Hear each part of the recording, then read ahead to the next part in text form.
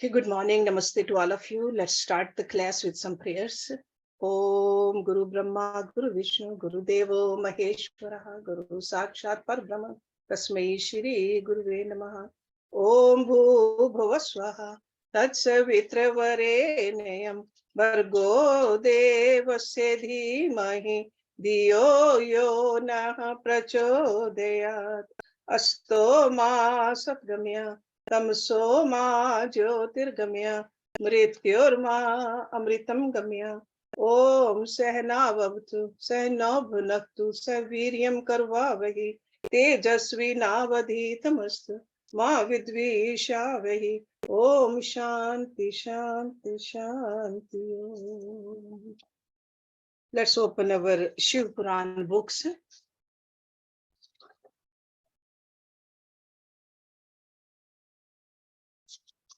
(492) 82. Yeah, that's the page number. Shiv जी के किरत अवतार के प्रसंग में श्री कृष्ण द्वारा द्वैत वन में दुर्वासा के शाप से पांडवों की रक्षा. व्यास जी का अर्जुन को शक्र विद्या और पार्थिव पूजन की विधि बताकर तप के लिए सम्मति देना. अर्जुन का इंद्र कील पर्वत पर तप, इंद्र का आगमन और अर्जुन को वरदान. अर्जुन का पुनः तप में प्रवृत्त होना. And some of these stories we are familiar with from Bhagavad Puran and even Mahabharata also. So तदंतर पार्वती के विवाह प्रसंग में हुए जटिल नर्तक तथा द्विज अवतारों की फिर अश्वत्थामा अवतार की बात कहकर नंदीश्वर जी आगे कहते हैं. बुद्धिमान Sanat Kumar ji. So this is a conversation between Sanat Kumar ji and Nandishwar ji. Okay. बुद्धिमान सनत कुमार जी, अब तुम पिनाकधारी भगवान शिव के, and Pinaka is that's a धनुष बाण which Lord Shiv carries, Kirat नामक अवतार का वर्णन सुनो. उस अवतार में उन्होंने मूक नामक दैत्य का वध और प्रसन्न होकर अर्जुन को वर प्रदान किया था. जब सुयोधन ने महाबली पांडवों को जुए में जीत लिया. You know, we know him by the name of Duryodhana. That name got changed because of his bad habits. Otherwise, his birth name was Suyodhana. Because nobody will name their son as a Du. Du means bad. So because of his karam, he is known by Duryodhana, but otherwise he was a Suyodhana. So जब सुयोधन ने महाबली पांडवों को जुए में जीत लिया, तब वे सती साध्वी द्रौपदी के साथ द्वैत वन में चले आए. वहीं वे पांडव सूर्य द्वारा दी हुई बटलोई का आश्रय लेकर सुखपूर्वक अपना समय बिताने लगे. प्रियवर उसी समय सुयोधन ने आदर पूर्वक मुनिवर दुर्वासा को छल करने के प्रयोजन से पांडवों के निकट जाने के लिए प्रेरित किया. तब महर्षि दुर्वासा अपने 10,000 शिष्यों के साथ आनंद पूर्वक वहां गए और पांडवों से मनो अनुकूल भोजन की याचना की.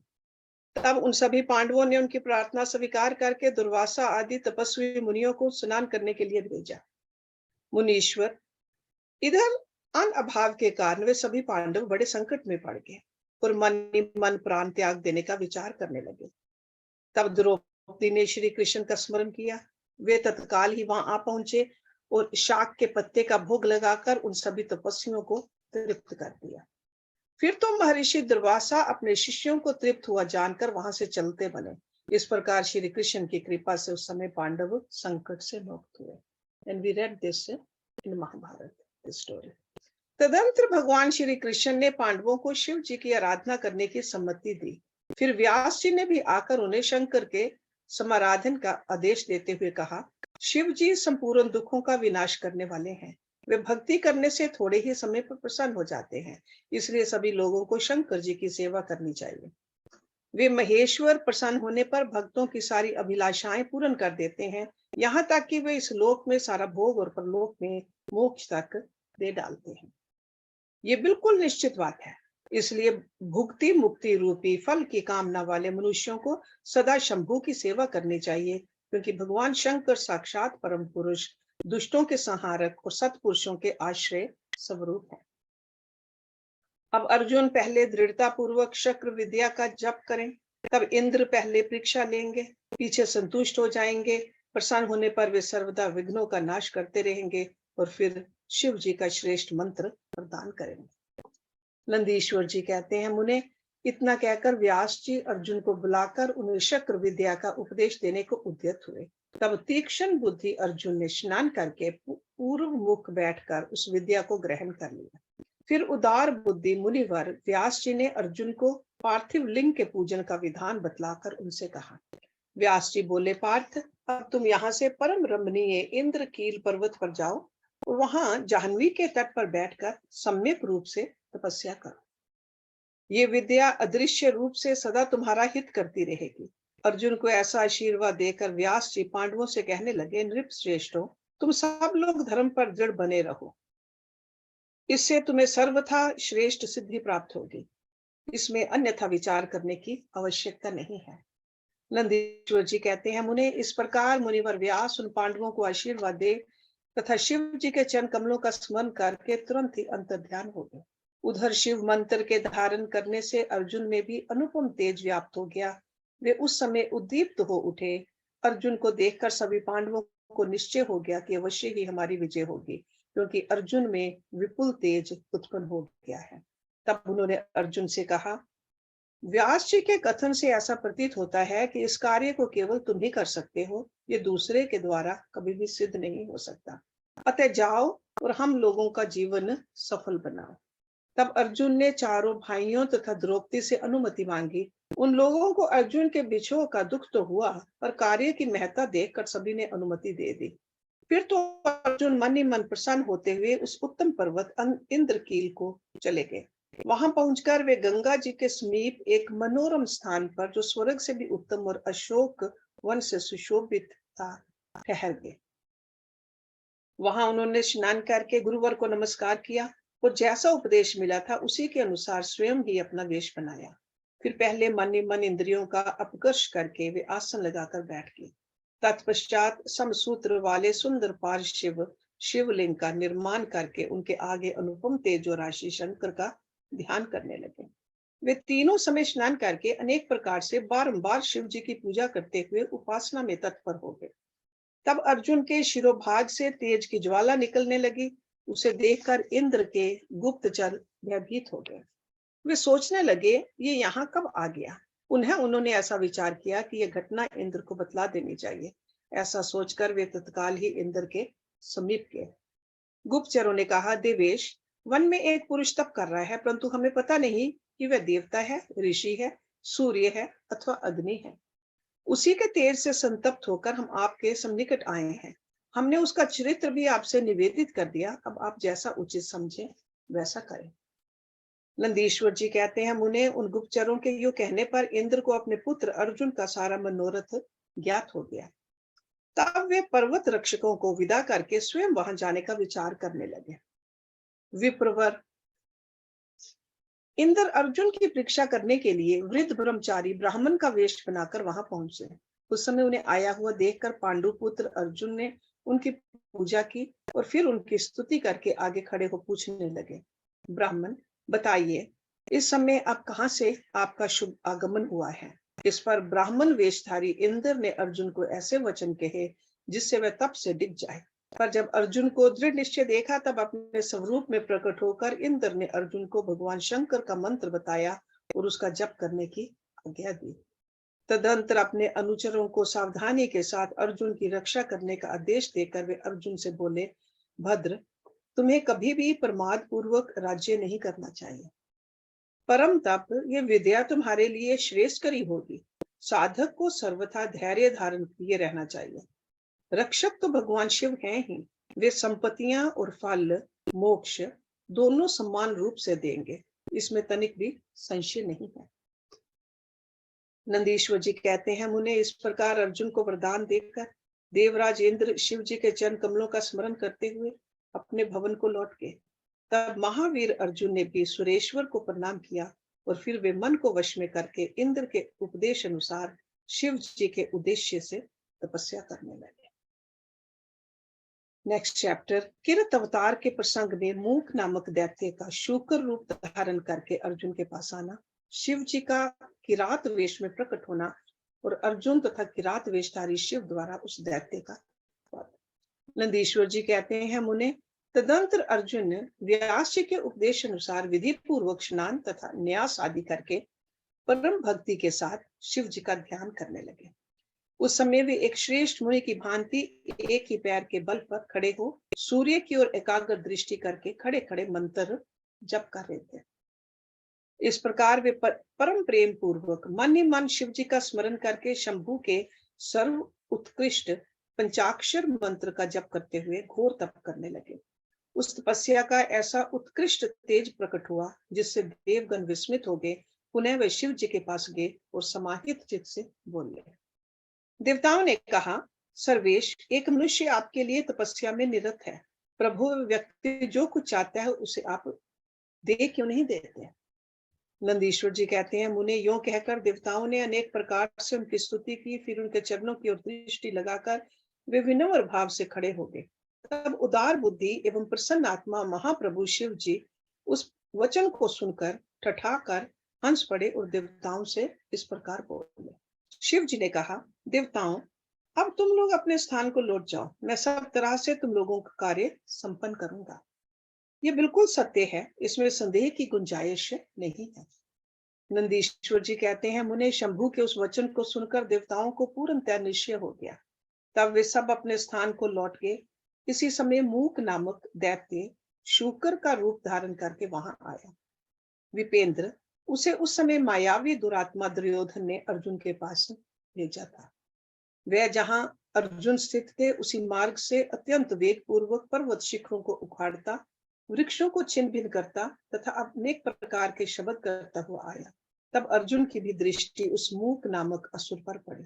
वे शिव जी के पाद पद्मों का स्मरण करके योग विचार करने लगे। अर्जुन ने मन ही मन कहा, ये कौन है और कहां से आ रहा है? ये तो क्रूर कर्मा दिखाई पड़ रहा है। निश्चय ही ये मेरा अनिष्ट करने के लिए आ रहा है। इसमें तनिक भी संशय नहीं है, क्योंकि जिसका दर्शन होने पर अपना मन प्रसन्न हो जाए वह निश्चय ही अपना हितैषी है, और जिसके देखने पर मन व्याकुल हो जाए वह शत्रु ही है। आचार से, कुल का, शरीर से, भोजन का, वार्तालाप से शास्त्र ज्ञान का और नेत्र से स्नेह का परिचय मिलता है। आकार से, चाल ढाल से, चेष्टा से, बोलने से तथा नेत्र और मुख के विकार से मन के भीतर का भाव जाना जाता है। नेत्र 4 प्रकार के कहे गए हैं, उज्जवल, सरस, तिरछे और लाल। विद्वानों ने इनका भाव भी पृथक पृथक बताया है। नेत्र मित्र का संयोग होने पर उज्जवल, पुत्र दर्शन के समय सरस, कामनी के प्राप्त होने पर वक्र और शत्रु के देख जाने पर लाल हो जाता है। इस नियम के अनुसार इससे देखते ही मेरी सारी इंद्रियां कलुषित हो उठी हैं। अतः ये निस्संदेह शत्रु ही है और मार डालने योग्य है। इधर मेरे लिए गुरु जी की आज्ञा भी ऐसी है कि राजन, जो तुम्हें कष्ट देने के लिए उद्यत हो उसे तुम बिना किसी प्रकार के विचार किए अवश्य मार डालना, तथा मैंने इसलिए आयुध भी तो धारण कर रखा है।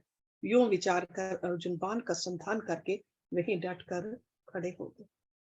इसी बीच भगत वत्सल भगवान शंकर अर्जुन की रक्षा, उनकी भक्ति की परीक्षा और उस दैत्य का नाश करने के लिए शीघ्र ही वहां आ पहुंचे।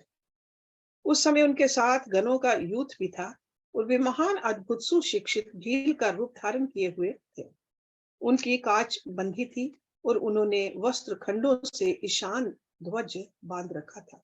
उनके शरीर पर श्वेत धारियां चमक रही थी। पीठ पर बाणों से भरा हुआ तरकश बंधा था और वे स्वयं धनुष बाण धारण किए हुए थे। उनका गण युद्ध भी वैसा ही साज सज्जा से युक्त था। इस प्रकार शिव भील राज बने हुए थे। वे सेनाध्यक्ष होकर तरह तरह के शब्द करते हुए आगे बढ़े। इतने में सुअर की गुराहट का शब्द 10 दिशाओं में गूंज उठा। उस शब्द से पर्वत आदि सभी जड़ पदार्थ जना उठे। तब उस वनेचर के शब्द से घबराकर अर्जुन सोचने लगे, अहो, क्या ये भगवान शिव तो नहीं है जो यहाँ शुभ करने के लिए पधारे हैं? क्योंकि मैंने पहले से ही ऐसा सुन रखा है। पुनः श्री कृष्ण और व्यास जी ने भी ऐसा ही कहा है तथा देवताओं ने भी बारंबार स्मरण करके ऐसी ही घोषणा की है कि शिव जी कल्याणकर्ता और सुखदाता है। वे मुक्ति प्रदान करने के कारण मुक्तिदाता कहे जाते हैं। उनका नाम स्मरण करने से मनुष्यों का निश्चय ही कल्याण होता है। जो लोग सर्वभाव से उनका भजन करते हैं, उन्हें स्वप्न में भी दुख का दर्शन नहीं होता। यदि कदाचित कुछ दुख आ ही जाता है तो उसे कर्म जनित समझना चाहिए। सो भी बहुत की आशंका होने पर भी थोड़ा होता है, अथवा उसे विशेष रूप से प्रारब्ध का ही दोष मानना चाहिए।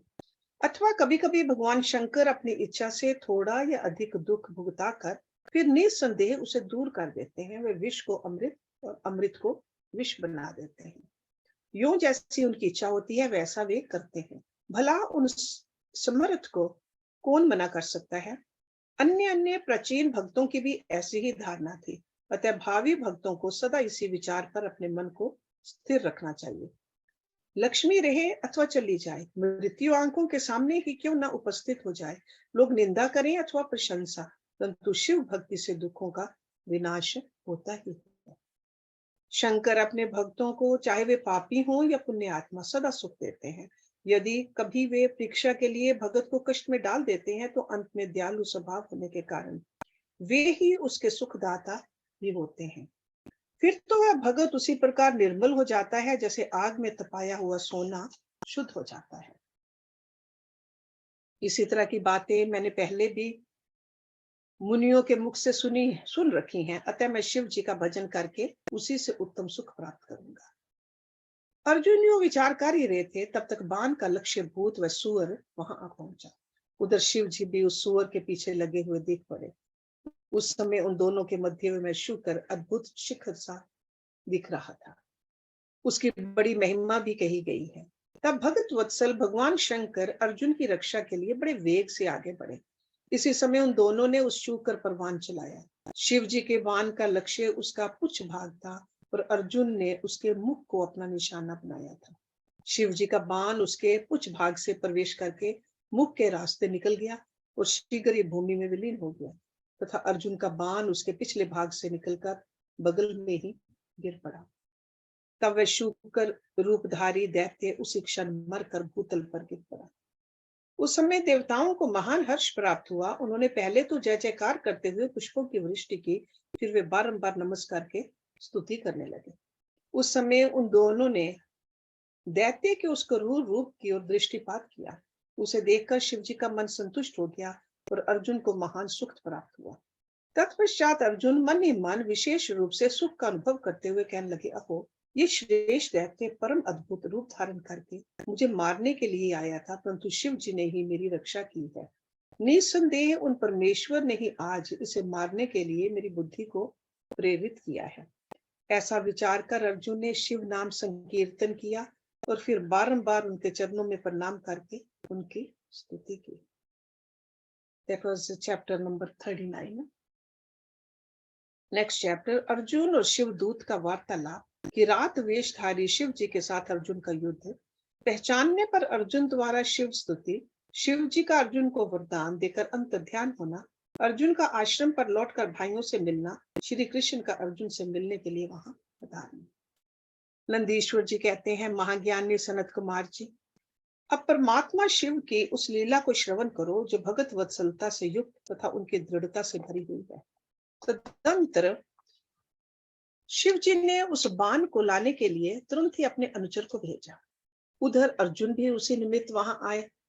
इस प्रकार एक ही समय में रुद्र अनुचर तथा अर्जुन दोनों बाण उठाने के लिए वहां पहुंचे। तब अर्जुन ने उसे डरा धमकाकर अपना बाण उठा लिया। ये देखकर उस अनुचर ने कहा, ऋषि सतन, आप क्यों इस बाण को ले जा रहे हैं? ये हमारा सहायक है, इसे छोड़ दीजिए।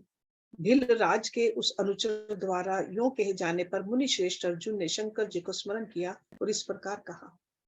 अर्जुन बोले, वह नेचर तो बड़ा मूर्ख है, तो बिना समझे बुझे क्या बक रहा है? इस बाण को तो मैंने अभी अभी छोड़ा है, फिर ये तेरा कैसे? इसकी धारियों तथा पीछों पर मेरा ही नाम अंकित है, फिर ये तेरा कैसे हो गया? ठीक है, तेरा कुटिल स्वभाव छूटना कठिन है। नंदीश्वर जी कहते हैं, मुने अर्जुन का वह कथन सुनकर भील रूपी गणेश्वर को हंसी आ गई। तब वह ऋषि रूप में वर्तमान अर्जुन को यूं उत्तर देते हुए बोला, रे तापस, सुन, जान पड़ता है तपस्या नहीं कर रहा है, केवल तेरा वेश ही तपस्वी का है, क्योंकि सच्चा तपस्वी छल कपट नहीं करता। भला जो मनुष्य तपस्या में निरत होगा वह कैसे मिथ्या भाषण करेगा एवं कैसे छल करेगा? अरे तू मुझे अकेला मत समझ, तुझे ज्ञात होना चाहिए कि मैं एक सेना का अधिपति हूँ। हमारे स्वामी बहुत से वंचारी भीलों के साथ यहाँ बैठे हैं। वे विग्रह तथा अनुग्रह करने में सर्वथा समर्थ हैं। ये बाण जिसे तूने अभी उठा लिया है उन्हीं का है। ये बाण कभी तेरे पास टिक नहीं सकेगा। तापस, तू क्यों अपनी तपस्या का फल नष्ट करना चाहता है? मैंने तो ऐसा सुन रखा है कि चोरी करने से, छल पूर्वक किसी को कष्ट पहुंचाने से, विस्मय करने से तथा सत्य का त्याग करने से प्राणी का तप कुशीन हो जाता है। ये बिल्कुल सत्य है। ऐसी दशा में तुझे अब तप का फल कैसे प्राप्त होगा? उस बाण को ले लेने से तू तप से च्युत तथा कृतघ्न हो जाएगा, क्योंकि निश्चय ही ये मेरे स्वामी का बाण है और तेरी रक्षा के लिए ही उन्होंने इसे छोड़ा था। इस बाण से तो उन्होंने शत्रु को मारी डाला और फिर बाण को भी सुरक्षित रखा। तू तो महान कृतघ्न तथा तपस्या में अमंगल करने वाला है। जब तू सत्य नहीं बोल रहा है तब फिर इस तप से सिद्धि की अभिलाषा ऐसे करता है। अथवा यदि तुझे बाण से ही प्रयोजन है तो मेरे स्वामी से मांग ले। वे स्वयं इस प्रकार के बहुत से बाण तुझे दे सकते हैं। मेरे स्वामी या जहाँ वर्तमान है तो उनसे क्यों नहीं याचना करता? तू जो उपकार का परित्याग करके अपकार करना चाहता है तथा अभी अभी कर रहा है, ये तेरे लिए उचित नहीं है। तू चपलता छोड़ दे। इस प्रकार कुपित होकर अर्जुन ने उससे कई बातें कही।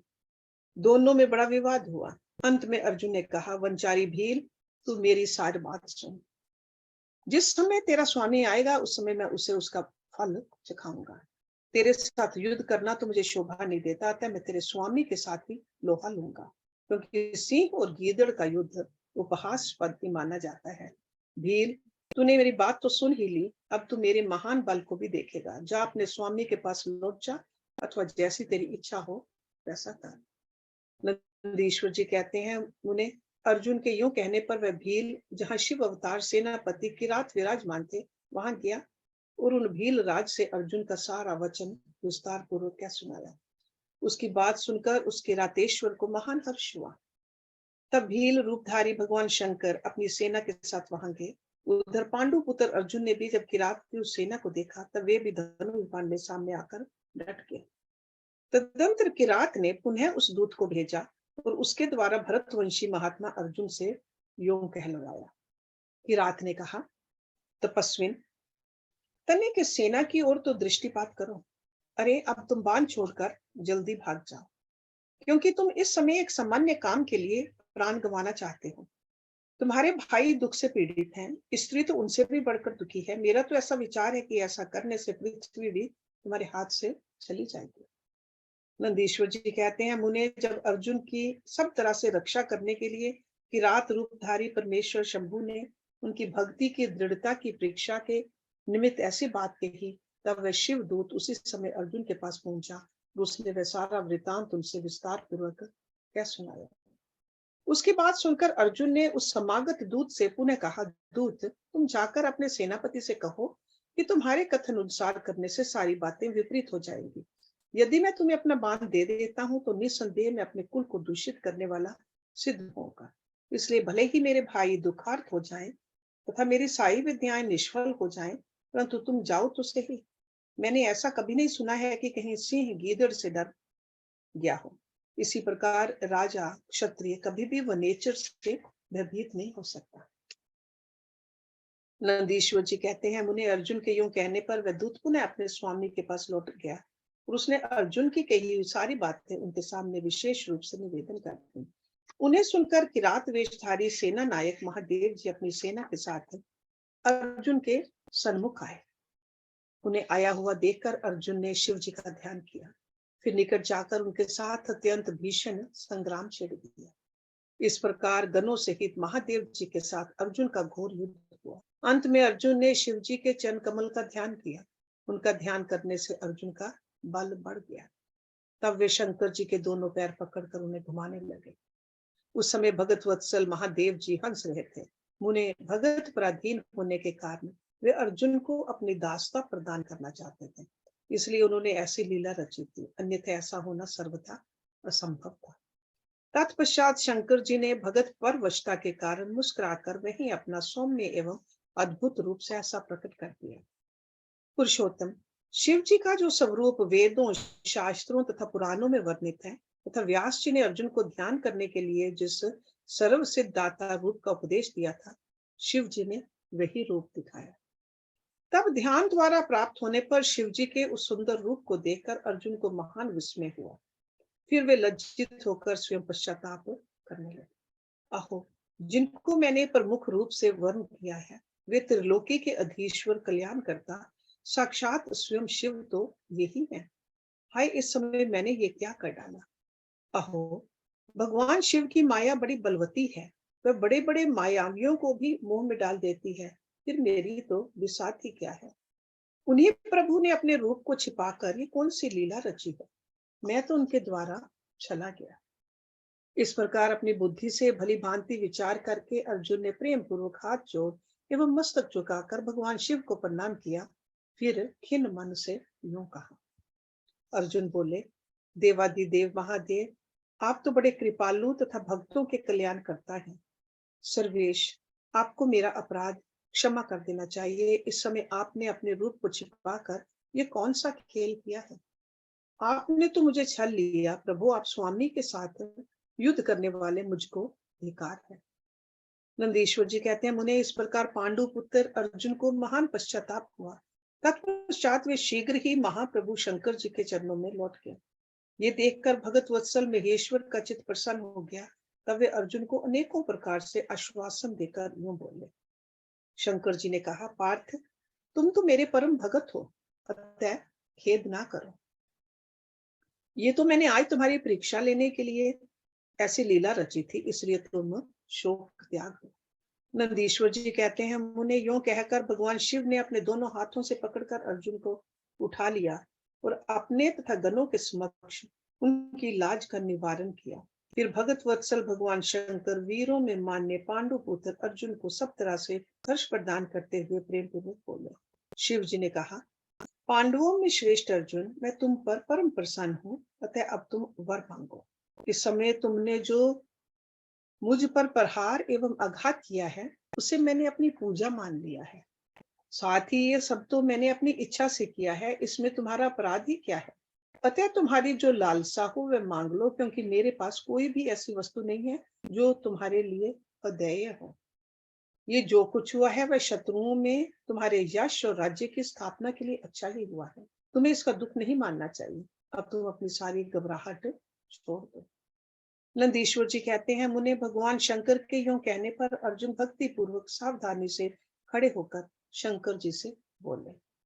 अर्जुन ने कहा, शंभो, आप तो बड़े उत्तम स्वामी हैं, आपको भगत बहुत प्रिय हैं। देव, भला मैं आपकी करुणा का क्या वर्णन कर सकता हूँ। सदाशिव, आप तो बड़े कृपालु हैं। यूं कहकर अर्जुन ने महाप्रभु शंकर की सद्भक्ति युक्त एवं वेद सम्मत स्तुति आरंभ की। अर्जुन बोले, आप देवादिदेव को नमस्कार है। कैलाशवासी, आपको प्रणाम है। सदाशिव, आपको अभिवादन है।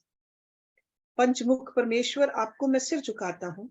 आप जटाधारी तथा 3 नेत्रों से विभूषित हैं, आपको बारंबार नमस्कार है। आप प्रसन्न रूप वाले तथा सहस्रों मुखों से युक्त हैं, आपको प्रणाम है। नीलकंठ, आपको मेरा नमस्कार प्राप्त हो। मैं सद्यो जात को अभिवादन करता हूँ। वामांक में गिरिजा को धारण करने वाले वृषध्वज, आपको प्रणाम है। 10 भुजाधारी, आप परमात्मा को पुनः पुनः अभिवादन है। आपके हाथों में डमरू और कपाल शोभा पाते हैं तथा आप मुंडों की माला धारण करते हैं, आपको नमस्कार है। आपका श्री विग्रह शुद्ध स्फटिक तथा निर्मल कर्पूर के समान गौर वर्ण का है। हाथ में पिनाक सुशोभित है तथा आप उत्तम त्रिशूल धारण किए हुए हैं, आपको प्रणाम है। गंगाधर, आप व्याघ्र चर्म का उत्तरीय तथा गज कर्म का वस्त्र लपेटने वाले हैं। आपके अंगों में नाग लिपटे रहते हैं, आपको बारंबार अभिवादन है। सुंदर लाल लाल चरणों वाले, आपको नमस्कार है। नंदी आदि गणों द्वारा सेवित आप गण नायक को प्रणाम है। जो गणेश स्वरूप हैं, कार्तिकेय जिनके अनुगामी हैं, जो भक्तों की भक्ति और मुक्ति प्रदान करने वाले हैं, उन आपको पुनः पुनः नमस्कार है। आप निर्गुण, सगुण, रूप रहित, रूपवान, कला युक्त तथा निष्कल हैं, आपको मैं बारंबार सिर झुकाता हूँ। जिन्होंने मुझ पर अनुग्रह करने के लिए किरात वेश धारण किया है, जो वीरों के साथ युद्ध करने के प्रेमी तथा नाना प्रकार की लीलाएं करने वाले हैं, उन महेश्वर को प्रणाम है। जगत में जो कुछ भी रूप दृष्टि गोचर हो रहा है, वह सब आपका ही तेज कहा जाता है। आप चिद ध्रुव और अनवय भेद से त्रिलोकी में रमन कर रहे हैं। जैसे धूलि कणों की आकाश में उदय हुई तारकाओं की तब बरसते हुए जल की बूंदों की गणना नहीं की जा सकती, उसी प्रकार आपके गुणों की भी संख्या नहीं है। नाथ, आपके गुणों की गणना करने में तो वेद भी समर्थ नहीं है। मैं तो एक मंद बुद्धि व्यक्ति हूँ, फिर मैं उनका वर्णन कैसे कर सकता हूँ। महेशान, आप जो कोई भी हो, आपको मेरा नमस्कार है। महेश्वर, आप मेरे स्वामी हैं और मैं आपका दास हूँ, अतः आपको मुझ पर कृपा करनी ही चाहिए। नंदीश्वर जी कहते हैं, मुने, अर्जुन द्वारा किए गए इस स्तवन को सुनकर भगवान शंकर का मन परम प्रसन्न हो गया। तब वे हंसते हुए पुनः अर्जुन से बोले। शंकर जी ने कहा, वत्स, अब अधिक कहने से क्या लाभ। तुम मेरी बात सुनो और अपना अभीष्ट वर मांग लो। इस समय तुम जो कुछ कहोगे वह सब मैं तुम्हें प्रदान करूंगा। नंदीश्वर जी कहते हैं, महर्षि शंकर जी के यूं कहने पर अर्जुन ने हाथ जोड़कर नतमस्तक हो सदा शिव को प्रणाम किया और फिर प्रेम पूर्वक गदगद वाणी में कहना आरंभ किया। अर्जुन ने कहा, विभो, आप तो स्वयं ही अंतर्यामी रूप से सबके अंदर विराजमान हैं, अतः घट घट के जानने वाले हैं। ऐसी दशा में मैं क्या कहूं, तथापि मैं जो कुछ कहता हूं उसे आप सुनिए। भगवान, मुझ पर शत्रुओं द्वारा जो संकट प्राप्त हुआ था वह तो आपके दर्शन से ही विनष्ट हो गया। अब जिस प्रकार मुझे इस लोक की परासिद्धि प्राप्त हो, वैसी कृपा कीजिए। नंदीश्वर जी कहते हैं, मुने, इतना कहकर अर्जुन ने भगत वत्सल भगवान शंकर को नमस्कार किया और फिर वे हाथ जोड़कर मस्तक झुकाए हुए उनके निकट खड़े हो गए। जब स्वामी शिव जी को यह ज्ञात हो गया कि ये पांडु पुत्र अर्जुन मेरा अनन्य भगत है, तब वे भी परम प्रसन्न हुए। फिर उन महेश्वर ने अपने पाशुपत नामक अस्त्र को, जो सर्वथा समस्त प्राणियों के लिए दुर्जय है, अर्जुन को दे दिया और इस प्रकार कहा। शिव जी बोले, वत्स, मैंने तुम्हें अपना महान अस्त्र दे दिया। इसे धारण करने से अब तुम समस्त शत्रुओं के लिए अजय हो जाओगे। जाओ, विजय लाभ करो। साथ ही मैं श्री कृष्ण से भी कहूंगा, वे तुम्हारी सहायता करेंगे, क्योंकि श्री कृष्ण मेरे आत्म स्वरूप भगत और मेरा कार्य करने वाले हैं। भारत, मेरे प्रभाव से तुम निष्कंटक राज्य भोगो और अपने भाई युधिष्ठिर से सर्वदा नाना प्रकार के धर्म कार्य कराते रहो। नंदीश्वर जी कहते हैं, मुने, यों कहकर शंकर जी ने अर्जुन के मस्तक पर अपना कर कमल रख दिया और अर्जुन द्वारा पूजित हो वे शीघ्र ही अंतर ध्यान हो गए। इस प्रकार भगवान शंकर से वरदान और अस्त्र पाकर अर्जुन का मन प्रसन्न हो गया। तब वे अपने मुख्य गुरु शिव का भक्ति पूर्वक स्मरण करते हुए अपने आश्रम को लौट गए। वहां अर्जुन से मिलकर सभी भाइयों को ऐसा आनंद प्राप्त हुआ मानो मृतक शरीर में प्राण का संचार हो गया। उत्तम व्रत का पालन करने वाली द्रौपदी को अत्यंत सुख मिला। जब उन पांडवों को यह ज्ञात हुआ कि शिव जी परम संतुष्ट हो गए हैं, तब उनके हर्ष का पार नहीं रहा। उन्हें उस संपूर्ण वृतांत के सुनने से तृप्ति ही नहीं होती थी। उस समय उस आश्रम में महामनस्वी पांडवों का भला करने के लिए चंदन युक्त पुष्पों की वृष्टि होने लगी। तब उन्होंने हर्षपूर्वक संपत्ति दाता तथा कल्याणकर्ता शिव को नमस्कार किया और 13 वर्ष की अवधि को समाप्त हुए जानकर ये निश्चय किया कि अवश्य ही हमारी विजय होगी। इसी अवसर पर जब श्री कृष्ण को पता चला कि अर्जुन लौट कर आ गए हैं, तब ये समाचार सुनकर उन्हें बड़ा सुख मिला तो वे अर्जुन से मिलने के लिए वहां पधारे तथा कहने लगे कि इसीलिए मैंने कहा था कि शंकर जी संपूर्ण कष्टों का विनाश करने वाले हैं। मैं नित्य उनकी सेवा करता हूँ, अतः आप लोग भी उनकी सेवा करें। मुने, इस प्रकार मैंने शंकर जी के किरात नामक अवतार का वर्णन किया। जो इसे सुनता अथवा दूसरे को सुनाता है, उसकी सारी कामनाएं पूर्ण हो जाती हैं। So this was chapter 40 and 41. So next week we'll look at the next chapter. Shiv जी के द्वादश ज्योतिर्लिंग अवतारों का सविस्तर वर्णन। Om Purnamada Purnamidam Purnat Purnamudachyate Purnasya Purnamadaya Purnameva Vishishyate. Om Shanti Shanti Shanti. Thank you very much.